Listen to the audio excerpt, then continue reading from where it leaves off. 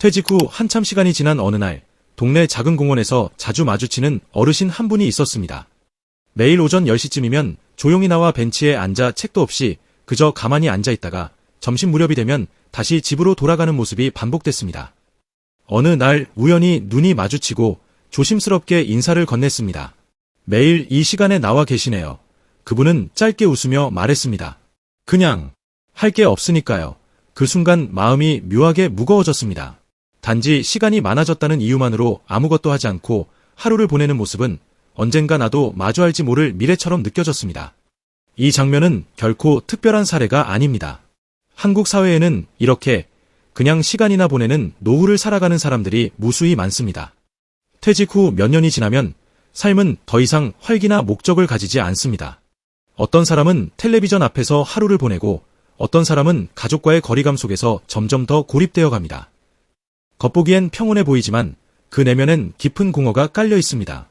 한국은 OECD 국가 중 노인 자살률 1위, 노인 빈곤율 역시 최상위권에 머물고 있습니다.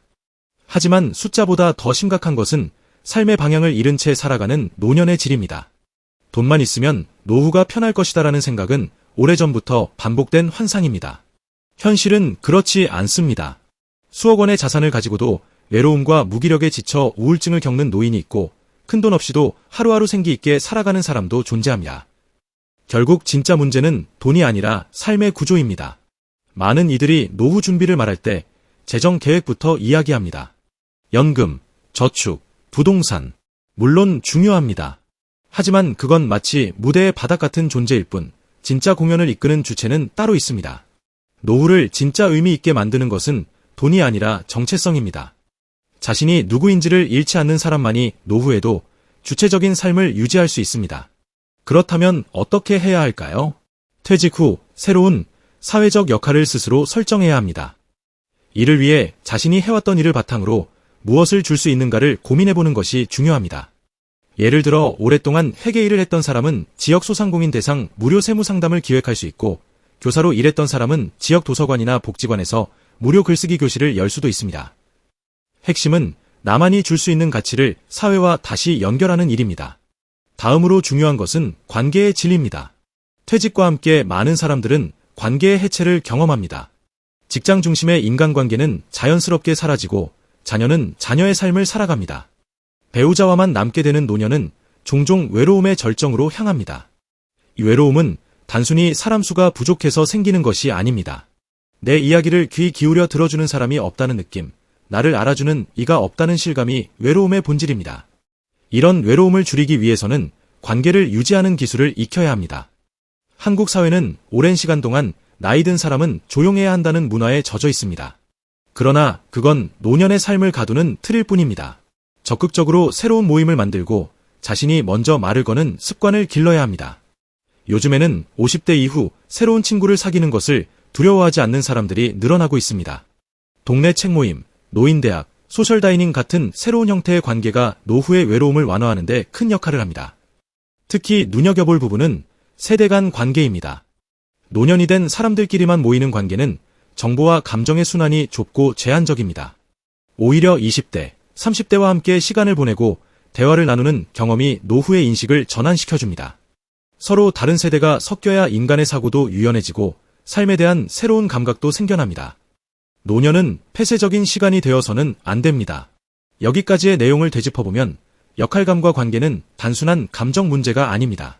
삶의 의미와 직결된 구조의 문제입니다. 하지만 이 모든 것을 설계하고 유지하려면 또 하나의 요소가 필요합니다. 바로 생활의 리듬입니다. 생활의 리듬이 무너지면 인간은 스스로를 방치하게 됩니다. 출근 시간이 사라진 아침, 아무 계획 없이 맞는 하루, 흘러가는 시간 속에서 무의미한 텔레비전 시청과 스마트폰 뉴스만 반복되는 일상.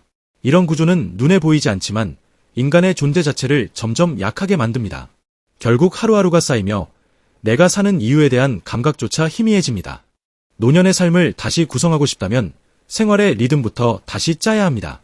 규칙적인 기상시간, 산책과 간단한 운동, 독서나 글쓰기 같은 지적 활동, 소소한 집안일, 사람과의 교류. 중요한 건 하루의 질서를 내가 만든다는 주체적인 감각입니다.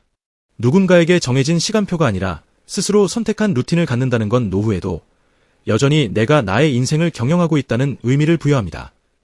그 리듬 안에 반드시 포함되어야 하는 것이 몰입의 시간입니다.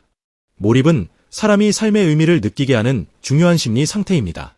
무언가에 깊이 빠져있는 시간은 불안도 사라지고 외로움도 잠시 멀어집니다. 그림을 그리든 글을 쓰든 나무를 깎든 바둑을 두든 결과가 중요한 것이 아닙니다. 몰입할 수 있는 활동을 통해 나는 여전히 창조적 존재라는 사실을 확인하는 것이 핵심입니다. 여기서 자기 결정권이 등장합니다. 노년의 삶이 무너지는 근본적인 이유 중 하나는 타인에게 결정권을 넘겨주는 데 있습니다. 자식이 짜준 일정을 따라가고 주변에서 추천하는 병원만 다니며 누군가가 시키는 대로 시간을 소비하는 방식. 이런 패턴은 나를 보호하는 것처럼 보이지만 실은 내 삶의 주도권을 조금씩 잃어가는 과정입니다. 자기 결정권이란 단순히 독립적으로 산다는 뜻이 아닙니다. 나는 어떤 방식으로 하루를 보낼 것인가? 나는 어떤 인간관계를 맺고 싶은가? 나는 어떤 가치를 위해 살고 싶은가? 같은 질문에 스스로 답하고 그에 맞는 선택을 할 수 있는 능력을 뜻합니다. 이 능력은 나이를 먹는다고 자연스럽게 생기지 않습니다. 오히려 점점 약해지는 것이 일반적입니다. 따라서 의식적으로 자기 결정의 근육을 단련해야 합니다. 정신적 독립은 그 결정권의 연장선입니다. 단순히 돈을 벌지 않게 된다는 이유만으로 자신을 쓸모없는 존재로 규정하는 순간 인간은 스스로를 방치합니다. 우리는 타인이 인정해주지 않아도 스스로를 의미 있게 바라볼 수 있어야 합니다. 삶의 가치를 외부에서 찾는 것이 아니라 내부에서 발굴할 수 있어야 합니다. 자신만의 철학, 삶의 리듬, 몰입의 시간, 그리고 관계의 질을 정돈하는 사람은 외롭지 않습니다. 그 사람은 늙었지만 살아있고 여전히 세상에 기여할 수 있으며 무엇보다 자신이 누군지를 분명히 알고 있습니다. 이런 방식으로 늙는다는 것은 단순히 나이만 먹는 것이 아니라 의미를 중심으로 삶을 다시 설계한다는 뜻입니다. 늙는다는 건 뒤처지는 것이 아니라 축적된 시간 위에 새로운 날을 올리는 작업입니다. 젊을 때보다 속도는 느리지만 깊이는 훨씬 짙습니다. 그리고 그 깊이는 말수가 적고 행동이 단순해지는 모년을 더욱 단단하고 고요하게 만들어줍니다. 벤치에 앉아 흘러가는 하루를 멍하니 지켜보는 삶은 아주 작은 선택들로 바꿀 수 있습니다. 정체성을 회복하고 삶의 리듬을 설계하며 의미 있는 관계를 다시 잇는 삶. 그것은 돈이 많다고 만들어지는 삶이 아닙니다. 주도성과 철학이 있는 사람이 만들어내는 삶입니다. 그리고 그 삶은 누구에게나 열려 있습니다. 당신이 벤치에 앉아 무력하게 늙는 사람이 될지 아니면 고요하지만 단단한 생을 살아가는 존재가 될지는 오직 당신의 결정에 달려 있습니다.